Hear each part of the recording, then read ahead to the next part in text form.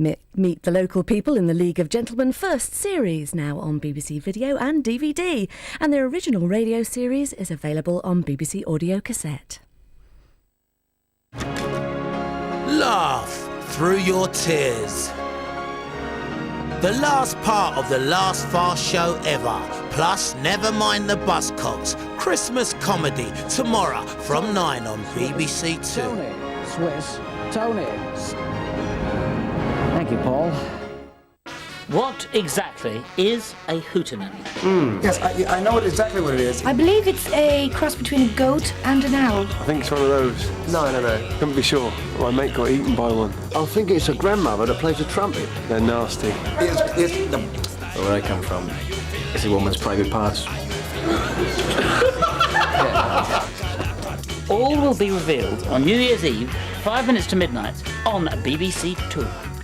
Have a nice night. It's Wednesday, the 10th of January on BBC Two.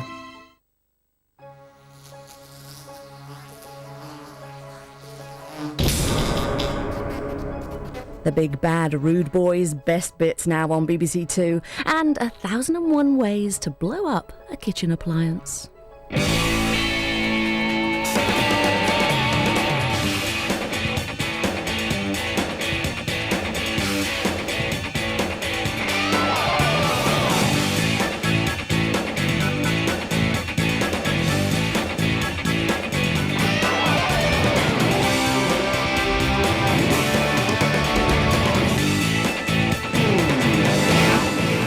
Hello, good evening, and I hope you've had a very happy Christmas. I hope you like your new jumper.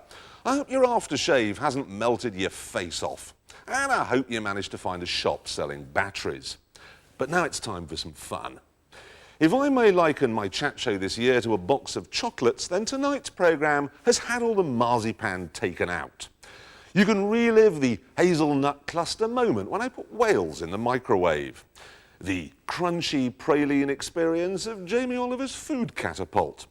The luxurious truffle sensation of Martin Clunes's slippers. And of course, we journey to the soft, chewy centre of Francis Rossi's drug-addled nose. So sit down, relax, and turn down your jumper, as we begin with the rather sticky nougat that is William Hague.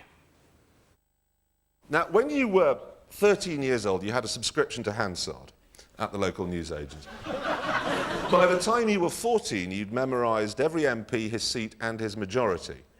Was this a bird puller? None of those It's a fair question, I think. Well, depends what sort of birds you were looking for, I suppose. It's probably OK with a great crested grebe, not sure. Well, you should just be thankful there aren't as many photographs of you doing whatever you were doing when you were 14 or 15 as well as what I was doing when I was 14. Actually, that's a good point, because I've never wanted to, stand for office in any way. But I look around now, and I do worry that politicians, if they've led blameless lives in order to achieve high office, hope to achieve high office, then they can't know that much about anything, really.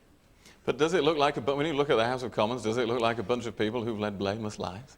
Do you actually look there as electing the Speaker? Oh yeah, there are 659 people who've led blameless lives. Well, we've got some pictures. Not. We've got some pictures of some of your shadow cabinet here. Forgive me. I can't put names. Forgive me for that. But it doesn't look like any of those have ever slept in a hedge. You should see them earlier in the morning before those pictures are taken. One of them might have smoked a hedge, perhaps, but... You won Wimbledon 3 times, you won the US Open 4 times, you got 77 singles titles, 77 doubles titles. And so far as I've been able to work out, your training regime consisted of hanging out with Mick Jagger and Jack Nicholson and eating cheeseburgers. That's why I only won 7 majors. Was that true? You weren't one of these up at the crack of dawn? It is. I was on, what I think you have it here, the Haagen-Dazs diet. Which is a little different, but I train harder than people realize. But I did have some positive feedback from the 2 people you mentioned that, in the mid-'80s when people were demanding that I be suspended for a year because of my outrageous behavior on the court, that I would see them and they would say, whatever you do, don't change anything. So to me, it was like, am I going to listen to these, you know, superstars, Mick Jagger or Jack Nicholson or someone like that, or am I going to listen to these clowns at Wimbledon? These old, you know, old association, old farts, if you will. Can you say that on? You can say anything, right? Let's talk about breasts. You see, women have got it into their heads that their bosoms are somehow mammary glands, that they have something to do with feeding babies. No, they don't. Breasts are for men.